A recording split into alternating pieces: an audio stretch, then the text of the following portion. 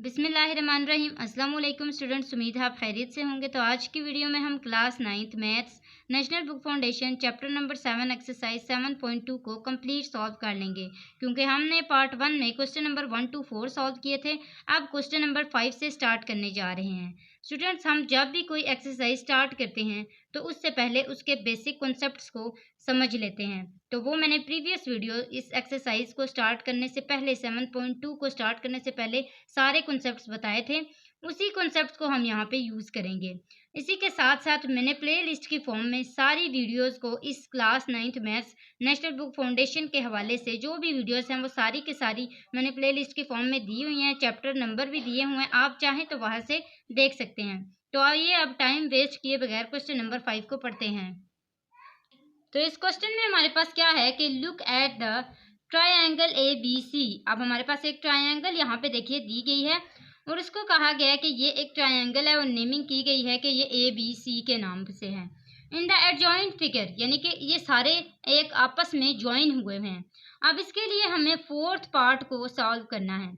तो ये हमारे पास फर्स्ट पार्ट है, find the coordinates of the mid points D and E of A B. यानी कि हमारे पास इसमें से ए बी के कोऑर्डिनेट्स हैं। ये देखिए यहाँ पे ए बी है ना, इसके बीच में क्या है डी, ये इसका मिड पॉइंट है, इसको हमने फाइंड करना है। उसी के साथ यहाँ पे देखिए दिया गया है कि एंड ए सी रिस्पेक्टिवली, यानी कि जो ए सी है उससे हमने ई को फाइंड करना है और ए बी से हमने किसको फाइंड करना है, डी से।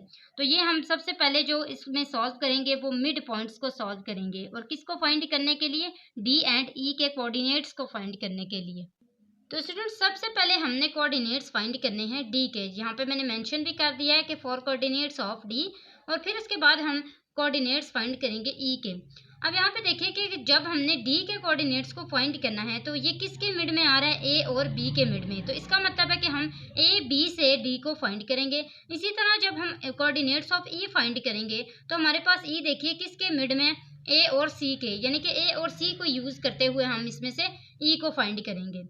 अब हमने करना क्या है, मिड पॉइंट का फॉर्मूला करना है, जो कि हमने बेसिक कॉन्सेप्ट में पढ़ा था। मैं आपको यहाँ पे लिख के भी साथ साथ बताऊंगी कि एम मिड पॉइंट से हम इसको रिप्रेजेंट करते हैं, यानी कि ये मिड पॉइंट है। इसी तरह एम एक्स वाई। अब एक्स वाई क्या है कि जो भी हमारा आंसर आएगा वो इस फॉर्म में आएगा। जो फर्स्ट नंबर होगा वो एक्स को दिया जाएगा और जो सेकंड नंबर होगा वो वाई को दिया जाएगा। और इसका फॉर्मूला क्या होता है, M X 1 plus X 2 divided by 2, comma Y 1 plus Y 2 divided by 2। ये हमारे पास मिड पॉइंट का फॉर्मूला होता है और इसी को हम यूज करते हैं इनको फाइंड करने के लिए। अब हमने यहाँ पे फाइंड क्या करना है, किसके कोऑर्डिनेट्स को फाइंड करना है, डी को। तो हम क्या करेंगे, यहाँ पे डी को मेंशन करेंगे। तो मैं यहाँ पे आपको इसके लिए लिख देती हूँ कि D X Y is equal to D X 1 plus X 2 divided by 2, comma Y 1 plus Y 2 divided by 2। अब ये हमारे पास इसका फॉर्मूला है और इसी के अंदर हम पुटिंग करेंगे। अब हमें क्या चाहिए, सबसे पहले हमें चाहिए x1 x2 y1 y2। अब ये हमने सबसे पहले पढ़ा हुआ है कि x1 क्या होता है, x2 क्या होता है। तो यहाँ पे आप देख सकते हैं कि इसमें से एक x है और एक y है, तो दो पॉइंट्स हैं, तो ये x1 हो जाएगा, ये y1 हो जाएगा, ये x2 हो जाएगा और ये y2 हो जाएगा। तो इसी को देखते हुए हम यहाँ पे पुटिंग करेंगे। तो ये हमारे पास आ जाएगा डी x1, देखिए यहाँ पे क्या है 3, तो मैंने यहाँ पे 3 लिखा, प्लस यहाँ पे देखिए कि x2 क्या है, तो वो है -4। तो इसका मतलब है कि प्लस डालने की ज़रूरत नहीं है, यहाँ पे डायरेक्ट -4 डाल दें, क्योंकि प्लस माइनस माइनस ही होता है। उसके बाद कॉमा आया y1 और y2 को देखें, तो y1 हमारे पास क्या है 7, तो ये यहाँ पे 7 लिखा, प्लस y2 क्या है 0, तो ये यहाँ पे लिख लिया, डिवाइडेड बाय 2। अब इसको मजीद सॉल्व करते हैं, तो ये हमारे पास आ जाएगा 3 - 4 is equal to -1 divided by 2, 7 + 0 is equal to 7 divided by 2। अब अगर आप इसको मजीद सॉल्व करना चाहते हैं तो कर सकते हैं डिवीजन करके, वरना आप इधर तक भी इसको लिख सकते हैं। तो मैं आपको मजीद अगर सॉल्व करके दिखाऊं तो ये कुछ इस तरह का बनेगा, -0.5, 3.5। तो ये हमारे पास इसका आंसर आ चुका है। अब इसके बाद हमने ई के कोऑर्डिनेट्स को फाइंड करना है, सेम यही वाला फॉर्मूला यूज करना है, बस हमने करना क्या है, यहाँ पे ई को यूज करना है डी की जगह। तो आइए उसको भी देखते हैं। तो ये हमारे पास आ जाएगा E X Y is equal to E X one plus X two divided by 2 comma Y one plus Y two divided by 2। अब इसके अंदर पुटिंग करते हैं तो ये हमारे पास आ जाएगा ई एक्स वन। यहाँ पे देखिए मैंने मेंशनिंग इनकी कर दी है, यहाँ से आप मुझे देख के बता सकते हैं कि 3 प्लस एक्स टू हमारे पास क्या है 4, तो यहाँ पे 4 लिखा divided by 2 comma Y one क्या है हमारे पास 7 प्लस वाई टू क्या है 0 डिवाइडेड बाई 2। तो ये हमारे पास क्या आ जाएगा E 4 plus 3 is equal to 7 divided by 2 comma 7 plus 0 is equal to 7 divided by 2। अब इसको मजीद अगर सॉल्व करें तो हमारे पास क्या आ जाएगा ई 3.5 7 डिवाइडेड बाई 2 3.5 के इक्वल होता है कॉमा अगेन 3.5। तो ये हमारे पास ई के कोऑर्डिनेट्स बने हैं और ये वाले डी के कोऑर्डिनेट्स बने हैं। मैं इनको एक दफ़ा हाईलाइट भी कर देती हूँ। तो यहाँ पे आप देख सकते हैं मैंने इनको हाईलाइट भी कर दिया है। यहाँ तक हमारा फर्स्ट पार्ट कंप्लीट होता है क्योंकि हमें यही टारगेट दिया गया था कि हम इसके कोऑर्डिनेट्स को फाइंड करें। अब हमारा जो सेकंड पार्ट है वो क्या है उसको पढ़ लेते हैं कि find D D E and D B C. अब इसका क्या मतलब है?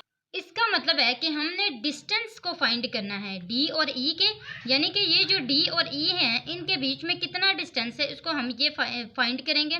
उसके बाद बी और सी, यानी कि बी और सी के अंदर कितना डिफरेंस है या इसके अंदर कितना डिस्टेंस है, तो वो हम यहाँ पे फाइंड करेंगे। डिस्टेंस का फॉर्मूला हमने पढ़ा हुआ है, उसी को यूज़ करके हम यहाँ पे इसको सॉल्व करेंगे।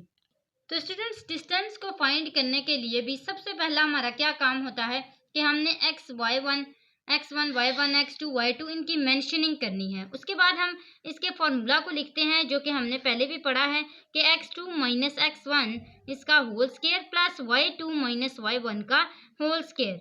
अब ये जो मैंने लिखा है इसके अंदर हमने पुटिंग करनी है इनकी, तो इनकी पुटिंग करते हैं हम। तो ये हमारे पास आ जाएगा d is equal to square root x2, यहाँ पे देखिए क्या है 3.5 माइनस x1 क्या है माइनस 0.5, तो ये क्या आ जाएगा माइनस माइनस प्लस 0.5 का होल स्क्वायर। इसी तरह प्लस y2 हमारे पास क्या है 3.5, इस आगे क्या है माइनस या y1 क्या है 3.5, तो इसका होल स्क्वायर। अब 3.5 में से 3.5 निकालेंगे तो 0 ही आएगा, तो ये हमारे पास आ जाएगा 0 का होल स्क्वायर प्लस 3.5 में 0.5 प्लस करेंगे तो क्या आ जाएगा 4, तो ये इसका हम होल स्क्वायर ले लेंगे और ये इसके रूट इसके साथ लिख लेंगे। अब इसके बाद यहाँ पे देखिए कि 0 को लिखने का कोई मकसद नहीं है क्योंकि 0 का होल स्क्वायर 0 ही होता है, और अगर हम इसको 0 के साथ प्लस भी कर दें तब भी हमारा यही आंसर आएगा। तो हम क्या लिखेंगे d is equal to square root 4 time 16, तो ये हमारे पास आ जाएगा square root 16 is equal to 4, और जो फाइनल आंसर आएगा वो किसका आएगा d और e का। तो हम लिख सकते हैं कि d और e का जो डिस्टेंस है वो किसके इक्वल है 4 के इक्वल है। मैं इसको यहाँ पे मेंशन भी कर दी हूँ कि ये हमारा फर्स्ट आंसर है। तो इसके बाद हमने बी सी के लिए सॉल्व करना है और इनका डिस्टेंस फाइंड करना है। तो हमारे पास बी और सी के पॉइंट्स लिखे गए हैं। उसके बाद मैंने इनकी मेंशनिंग की है x1 y1 x2 y2 के साथ। तो डिस्टेंस का फॉर्मूला यूज़ करते हैं, ये हमारे पास आ जाएगा d is equal to square root x2 minus x1 का whole square plus y2 minus y1 का होल स्क्वायर। तो इसके अंदर पुटिंग करते हैं तो ये हमारे पास आ जाएगा d is equal to square root x2, यहाँ पे देखिए क्या है 4, तो ये हमारे पास आ जाएगा 4 माइनस x1 क्या है यहाँ पे माइनस 4, तो इसका मतलब है ये प्लस 4 हो जाएगा इसका होल स्क्वायर। उसके बाद हमारे पास प्लस है y2 क्या है 0, तो ये आ जाएगा 0 माइनस 0 का होल स्क्वायर। तो यहाँ पे देखिए कि 4 प्लस 4 इज इक्वल टू 8, तो ये हमारे पास आ जाएगा 8 का होल स्क्वायर प्लस 0 का होल स्क्वायर, और इसके ऊपर क्या है square root is equal to D. अब यहाँ पे देखिए कि 0 को लिखने का कोई पर्पज नहीं होगा, 8 को हम लिखेंगे तो 8 टाइम 64, तो ये हमारे पास आ जाएगा square root 64 is equal to D. अब यहाँ पे देखिए कि स्क्वायर रूट 64 किसके इक्वल होता है, तो वो इक्वल होता है 8 के, और इस तरह फाइनल हमारे पास जो बी और सी का आंसर आएगा वो क्या आएगा 8। तो यहाँ तक हमारा सेकंड पार्ट भी कंप्लीट होता है। ये हमारा सेकंड आंसर आया है। ये 2 आंसर हमने सेकंड पार्ट के लिए फाइंड किए हैं। अब थर्ड पार्ट को देखते हैं। स्टूडेंट्स थर्ड पार्ट काफ़ी सिंपल है कि find half of distance BC, कि वो जो BC का आपने डिस्टेंस फाइंड किया था ना, उसका हाफ ले लें। अब हाफ का क्या मतलब होता है? फॉर एग्जांपल मैं आपको कहती हूँ कि ये हमारे पास 1 है, ठीक है, ये पूरा है। अब अगर मैंने 1 का हाफ लेना है तो वो क्या होगा? 0.5, और 0.5 किसके इक्वल होता है? 1 डिवाइडेड बाई 2 के इक्वल होता है। ऐसे ही है ना?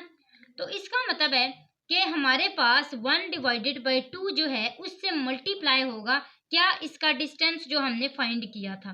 तो हम देखते हैं कि हमारे पास बी और सी का क्या डिस्टेंस आया था। तो स्टूडेंट्स यहाँ पे देखिए कि हमारा बी सी का जो आंसर आया था, बी सी का जो डिस्टेंस आया था वो क्या आया था? 8। तो इसका मतलब है मैं यहाँ पे इसको सॉल्व कर देती हूँ कि हम क्या करेंगे? 1 डिवाइडेड बाई 2 को मल्टीप्लाई करेंगे किसके साथ? 8 के साथ। क्यों 8 के साथ किया? क्योंकि हमारे पास बी सी का आंसर क्या था? 8 आया था, यही इसका डिस्टेंस था। और हाफ, ये 1 डिवाइड बाई 2 क्यों आया? क्योंकि ये हाफ है। तो ये हमारे पास आ गया 2, 1 टाइम 2, 2 4 टाइम 8। तो इस तरह हमारे पास जो इसका हाफ आता है 1 डिवाइडेड बाई 2 बी सी जो है वो किसके इक्वल आता है? 1 divided by 2 B C is equal to 4। अब ये 1 डिवाइड बाई 2 बी सी मैंने क्यों लिखा? इसका मतलब है कि ये डिस्टेंस ऑफ बी सी का हाफ है। तो मैं इसको यहाँ पे हाईलाइट भी कर देती हूँ कि ये हमारा थर्ड पार्ट का आंसर है। इसके बाद फोर्थ पार्ट को देखते हैं। स्टूडेंट्स हमारे पास फोर्थ पार्ट में दिया गया है कि compare the length of DE and BC and draw conclusion. वो कहते हैं कि आप बताएं कि DE और BC इन दोनों में क्या फ़र्क है। तो इन दोनों में एक ही फ़र्क है कि ये BC का हाफ है, ठीक है। कौन? DE किसका हाफ है? BC का। यानी कि DE जो है वो BC से छोटा है। ऐसा ही है ना? आपको नज़र आ रहा है इसकी लाइन। अगर मैं यहाँ से ज्वाइन करती हूँ कंस्ट्रक्शन के हवाले से, तो फिर मैं कह सकती हूँ कि DE इससे छोटा है और ये इसका क्या है? हाफ है इसका। किसका? BC का हाफ है। तो मैं यहाँ पे लिख लेती हूँ कि मेरे पास जो DE है वो हाफ ऑफ द BC है। तो मैं इस तरह लिख सकती हूँ ना इसको। मैं यहाँ पे थोड़ा सा हाईलाइट करके सॉल्व कर देती हूँ कि ये हमारे पास फोर्थ का ही आंसर है। और ये मेरे पास आ जाएगा कि DE इज इक्वल टू क्या है? 1 डिवाइडेड बाई 2 BC। ये हाफ है ना? हाफ ऑफ द BC है। तो अगर मैं कहूँ कि इसको मैंने एक स्टेटमेंट देनी है तो मैं ये कह सकती हूँ कि कंक्लूजन बोला गया ना कि कंक्लूजन भी हमें बताएं। तो हम इस तरह कह सकते हैं कि to conclude that the length of DE is half of the length of BC। ठीक है, क्या है कि DE half of the length of BC है। मैं यहाँ पे इसको राइट भी कर देती हूँ। तो स्टूडेंट्स यहाँ पे आप देख सकते हैं मैंने इसको लिख भी दिया है कि to conclude that the length of DE is half of the length of BC। और इसको आप इसकी फॉर्म में लिख सकते हैं। तो ये जो ब्लू से मेंशन है ये फोर्थ का आंसर है, फोर्थ पार्ट का। तो इस तरह क्वेश्चन नंबर 5 जो है वो हमारा कंप्लीट होता है। क्वेश्चन नंबर 6 की तरफ आते हैं। तो क्वेश्चन नंबर 6 को पढ़ लेते हैं कि हसन एंड अली, हसन और अली दो कोई पार्टिसिपेंट्स हैं जिन्होंने पार्टिसिपेट किया है रेस कंपटीशन में, participated in race competition. They both have to start running from different points. इन दोनों ने डिफरेंट पॉइंट से अपनी रनिंग को स्टार्ट किया है।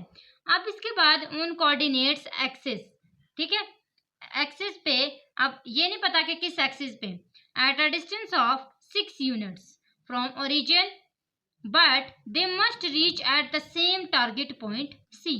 अब इसका क्या मतलब है कि इनके जो पॉइंट्स हैं रनिंग के वो तो डिफरेंट हैं, लेकिन इनका जो डिस्टेंस है ना आपस में ये एक दूसरे में वो 6 यूनिट्स का डिस्टेंस है फ्रॉम ओरिजिन यानी कि स्टार्ट से। But they must reach at the same target point C। लेकिन इनको एक ही टारगेट पर पहुंचना है, यही इनका टारगेट है कि सेम टारगेट पे इन्होंने पहुंचना है। अब जैसे फॉर एग्जांपल आपको एक कहा जाए कि इस दीवार के साथ अपने हाथ लगा के वापस आना है। अब इन दोनों की जो वॉल है वो सेम है, उस तक उन्होंने हाथ लगा के आना है। तो लेकिन उनके जो पॉइंट्स हैं वो डिफरेंट हैं, जिस पॉइंट से वो भाग रहे हैं, जो इनका स्टार्टिंग पॉइंट है। If Hasan starting point is on X axis, अगर हसन का स्टार्टिंग पॉइंट जो है वो एक्स एक्सिस के ऊपर हो and Ali starting point is on Y axis, यानी कि उसका हॉरिजॉन्टल, हम लोग एक्स एक्सिस वाई एक्सिस को किस तरह देखते हैं, ये हमारा एक्स एक्सिस होता है और ये हमारा वाई एक्सिस है। अब ऐसा हो, वो कहते हैं अगर ऐसा हो कि जो हसन है उसका स्टार्टिंग पॉइंट एक्स एक्सिस के ऊपर हो, इसके ऊपर हो, और जो अली का स्टार्टिंग पॉइंट है वो वाई एक्सिस पर हो, तो as shown in the figure में आपको दिखाया गया है। तो ये जैसे कि आपको यहाँ पे डायग्राम में दिखाया गया है कि ये अली का पॉइंट है और ये हसन का पॉइंट है। अब देखिए कि इन्होंने भागना एक ही पॉइंट है, मिड वाले पॉइंट में सी, जिसको टारगेट पॉइंट कहा गया है। अब यहाँ से लेके यहाँ तक अली ने भागना है और यहाँ से लेके यहाँ तक हसन ने भागना है। अब आप देखिए कि एक्स एक्सिस के ऊपर कौन है, हसन है, और वाई एक्सिस के ऊपर कौन है, अली है। तो ये दो चीजें जो है ये इसमें माइंड में रखने वाली हैं। अब हमने करना क्या है कि then find the coordinates of the, आपने कोऑर्डिनेट्स को फाइंड करना है किसके, starting points of Hasan and Ali के, यानी कि अली ने किस पॉइंट से स्टार्ट किया है और हसन ने किस पॉइंट से स्टार्ट किया है। अब आप देखें कि पूरे क्वेश्चन में आपको एक नंबर दिया गया है और वो कौन सा नंबर है, 6। अगर आप देखें यहाँ पे तो ये देखिए कि आपको 6 दिया गया है। यहाँ पे आपको बोला था कि they both have to start running from different points on coordinates axis at a distance of 6 units from origin. Start से उसने किधर से किया था, 6 से किया था। तो सबसे पहले किसकी बात की गई थी, हसन की बात की गई थी। तो इसका मतलब है कि जहाँ पे हसन ने स्टार्ट किया है वहाँ पे उसका एक्स एक्सिस क्या है, 6 है। ये देखिए अगर आप डायग्राम में देखें तो यहाँ पे भी आपको फील होगा कि ये जो है ये 0 का पॉइंट है और ये 6 है। वाई के ऊपर 0 का पॉइंट बनता है और एक्स के ऊपर यहाँ पे 6 बनता है। तो इसका मतलब है कि हमारे पास जो स्टार्टिंग पॉइंट है हसन का वो क्या है, 6 है, और एक्स पे है, और वाई एक्सिस पे क्या है, 0 है। अब अली का देखें, अली का ये देखिए कि ये जो है ये वाई एक्सिस है ये, और इसके ऊपर इसका 6 पॉइंट पे है, ये देखिए। और अगर हम उसका एक्स एक्सिस देखें तो वो क्या है, यहाँ पे वो 0 है। तो इस तरह हम कह सकते हैं कि एक्स एक्सिस 0 क्यों है, क्योंकि देखिए कि लाइन जो है वो यहाँ से खींची गई है और यहाँ पे 6 का पॉइंट बन रहा है, जबकि अगर हम दूसरा पॉइंट देखें तो एक्स एक्सिस के ऊपर वो 0 के ऊपर है, ये देखिए ये 0 है, यहाँ पे दोनों 0 हो रहे हैं। तो इसका मतलब है कि हमारे पास जो अली का स्टार्टिंग पॉइंट बनेगा वो क्या बनेगा, 0 और 6। और मैंने 6 बाद में क्यों लिखा, क्योंकि वो वाई के ऊपर 6 बन रहा था। तो यहाँ तक उम्मीद है आपको समझ आ गया होगा। तो मैं यहाँ पे लिख भी देती हूँ कि हसन का स्टार्टिंग पॉइंट क्या है और अली का स्टार्टिंग पॉइंट क्या है। तो यहाँ पे आप देख सकते हैं मैंने इनको मेंशन कर दिया कि स्टार्टिंग पॉइंट ऑफ हसन, और वो हमारे पास क्या आया था, 6 एंड 0, और इसी तरह स्टार्टिंग पॉइंट ऑफ अली जो कि हमारे पास आया था 0 एंड 6। तो यहाँ तक हमारे पास फर्स्ट पार्ट कंप्लीट हुआ है। अब इसका सेकंड पार्ट क्या है कि टारगेट पॉइंट सी जो है उसको फाइंड करना है।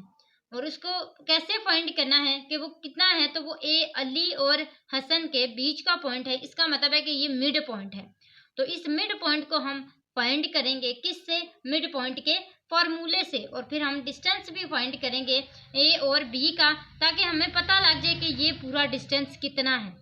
तो वो हम डिस्टेंस के फॉर्मूले से ही फाइंड करेंगे। तो यहाँ पे आप देख सकते हैं कि हमने टारगेट पॉइंट सी के लिए फाइंड करना है, और इसमें मैंने सबसे पहले मेंशनिंग की है x1 y1 x2 y2 की। तो हम कौन सा फॉर्मूला यूज करेंगे टारगेट सी को फाइंड करने के लिए, मिड पॉइंट का।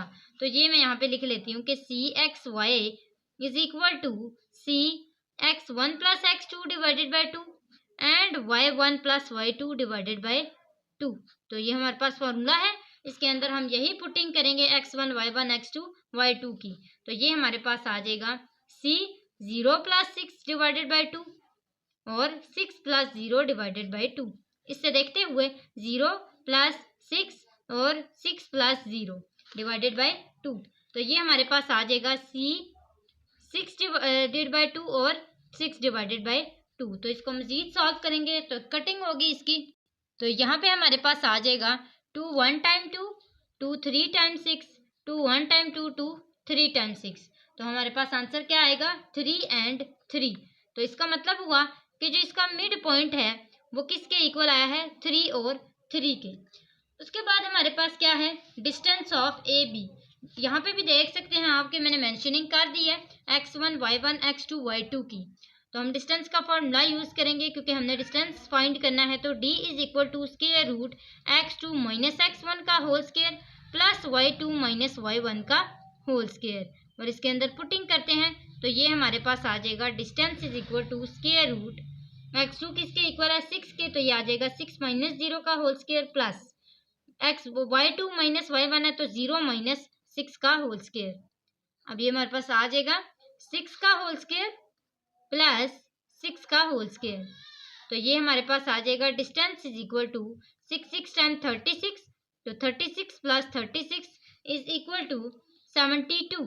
तो ये हमारे पास आ जाएगा d is equal to square root 72, जो कि फाइनल किसके इक्वल होता है, 6 स्क्वायर रूट 2 के। हमारे पास किसका डिस्टेंस आया है, a और b का। तो हम यहाँ पे लिख लेंगे कि A B is equal to 6 square root 2। तो हम इसको एक स्टेटमेंट की फॉर्म में भी लिख सकते हैं। तो यहाँ पे मैंने स्टेटमेंट्स राइट कर दी हैं कि डिस्टेंस ऑफ अली टू सी और डिस्टेंस ऑफ हसन टू सी। अब इसको हम डायग्राम में देखेंगे। यहाँ पे आप देख सकते हैं कि अली का सी तक और हसन का सी तक ए बी का हाफ है, ऐसे ही है ना। अगर हम इस पॉइंट को ए कहें, इस पॉइंट को बी कहें, जिसका हमने डिस्टेंस फाइंड किया है, तो ये इसका हाफ है, ऐसे ही है ना। अली भी इसके हाफ तक जा रहा है और हसन भी इसके हाफ तक जा रहा है। तो इसका मतलब है जो हमारे पास इसका डिस्टेंस आया है उसको हम मल्टीप्लाई करेंगे 1 डिवाइडेड बाय 2 के साथ, क्योंकि यही हमारे पास हाफ होता है। हमने प्रीवियस क्वेश्चन में भी यही पढ़ा था।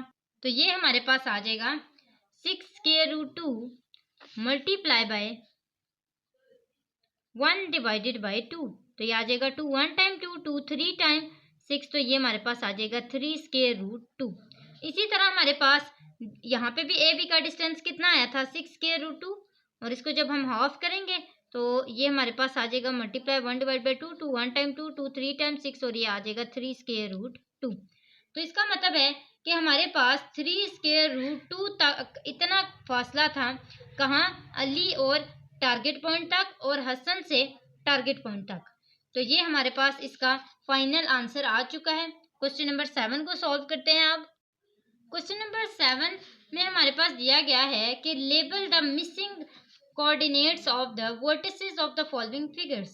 यानी कि हमारे पास यहाँ पे कुछ वर्टिसेस दी गई हैं और उनसे बताया गया है कि जो बाकी वर्टिसेस रह गई हैं उनको आप फाइंड करेंगे। सबसे पहला जो है फर्स्ट पार्ट, उसमें हमें कहा गया कि स्क्वायर OLMN, एक स्क्वायर है जिसको नाम दिया गया है OLMN का। अब इसमें से आपको पता है कि स्क्वायर की सारी के सारी साइड्स इक्वल होती हैं, ऐसा ही है ना। तो ये देखिए कि जो 3 0 होगा वही यहाँ पे भी होगा, यहाँ पे भी होगा, लेकिन फर्क सिर्फ इतना होगा y एक्सिस और x एक्सिस का। अब जैसे यहाँ पे L हमारे पास 3 0 दिया गया है, तो M भी आप देखिए वो भी x एक्सिस के ऊपर ही है, तो इसका मतलब है कि ये दोनों तो होंगे सेम, ऐसा ही है। तो इसको मैं यहाँ पे लिख लेती हूँ कि ये भी 3 और 0 है। आगे देखते हैं n किसके ऊपर है, n y एक्सिस के ऊपर है। तो यहाँ पे जो इसका y है वो क्या होगा, 0 होगा, वो क्या होगा, 3 होगा, और जो इसका x एक्सिस है वो 0 होगा। x एक्सिस इसका क्यों 0 होगा, क्योंकि ये इसकी जो लाइन है वो इस किसके ऊपर बनी है, वो y एक्सिस के ऊपर बनी है, वो x एक्सिस के ऊपर नहीं बनी। तो इसका मतलब है कि x एक्सिस इसका 0 होगा और y के ऊपर इसकी यहाँ पे लाइन बनी है जो कि इसका पॉइंट 3 है। तो हम यहाँ पे कहेंगे कि ये 3 और 0 से हट के 0 और 3 बन जाएगा।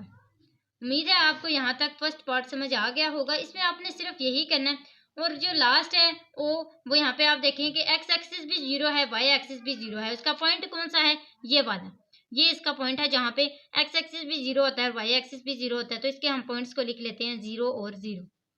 तो यहाँ तक हमारा फर्स्ट पार्ट जो है वो कंप्लीट होता है। सेकंड पार्ट को देखते हैं जिसमें एक रेक्टेंगल हमें नजर आ रही है और इसमें पॉइंट किसका है, A B C और D का। तो यहाँ पे हम देख सकते हैं कि ये हमारे पास A है, ये, और ये हमारे पास B है, ये C है और ये D है।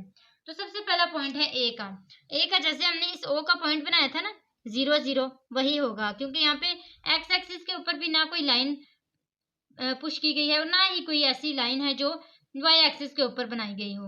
तो इसका मतलब है कि ए 0 0 आएगा और बी हमारे पास देखिए दिया गया है 0 और 2, ऐसा ही है।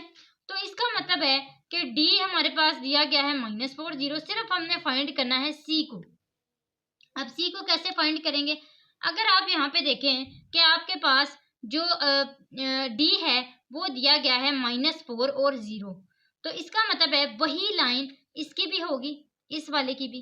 तो यहाँ पे आप देख सकते हैं कि ये इसका जो सी है वो वाई एक्सिस के ऊपर क्या बना हुआ है। यहाँ पे आप देखिए वाई एक्सिस के ऊपर अगर ये 2 है तो ये कितना होगा, ये भी 2 होगा, ऐसा ही है। इसी के साथ अगर हम एक्स एक्सिस के ऊपर देखें तो यहाँ पे हमारे पास एक्स एक्सिस -4 है। तो इसका मतलब हुआ कि ये जो लाइन है, ये जो ऊपर खींची गई है, ये -4 की है। जबकि यहाँ पे अगर हम इस एक्सिस के ऊपर देखें, वाई एक्सिस के ऊपर, तो इसमें यहाँ पे देखें कि इसका जो वाई है वो 2 के इक्वल है। तो इसका मतलब है कि इसका जो वाई का पॉइंट होगा वो 2 का होगा और जो इसका एक्स का पॉइंट होगा, एक्स एक्सिस का होगा, वो -4 का होगा। ये देखिए ये -4 है, -4 की लाइन यहाँ पे बनी और यहाँ पे किसकी लाइन बनी, 2 की लाइन बनी। तो मैं कहूँगी कि ये 2 है और ये -4 है और ये किसका पॉइंट है, सी का। तो मैं इन दोनों के पॉइंट्स यहाँ पे मेंशन भी कर देती हूँ कि फर्स्ट पार्ट और सेकंड पार्ट के कौन कौन से पॉइंट्स हैं। तो ये फर्स्ट पार्ट के पॉइंट्स होंगे, ये सेकंड वाले पार्ट के पॉइंट्स होंगे। यहाँ पे हमने कौन कौन से पॉइंट्स फाइंड किए हैं, m किया है जो कि 3 0 के इक्वल है, n किया है जो कि 0 3 के इक्वल है, o किया है जो कि 0 0 के इक्वल है, ऐसे ही है। उसके बाद सेकंड पार्ट को देखिए, यहाँ पे हमारे पास a वाला पॉइंट फाइंड हुआ 0 0 और c वाला पॉइंट फाइंड हुआ -4 और 2। तो यहाँ तक क्वेश्चन नंबर 7 भी हमारा कंप्लीट सॉल्व होता है। इस तरह आज के वीडियो में हमने 7.2 कंप्लीट सॉल्व कर ली है। स्टूडेंट्स, मुझे उम्मीद है कि आपको अच्छे से समझ आ गई होगी। अगेन बताती चलूँ कि अगर आप मेरे चैनल पर न्यू हैं तो सब्सक्राइब करें, वीडियो अच्छी लगे तो लाइक ज़रूर किया करें और इसी तरह हमें सपोर्ट करते रहा करें ताकि हम आपके लिए न्यू और अच्छी वीडियोस बनाकर लाते रहा करें। तो आज के लिए बस इतना ही। अगली वीडियो तक के लिए अल्लाह हाफिज़।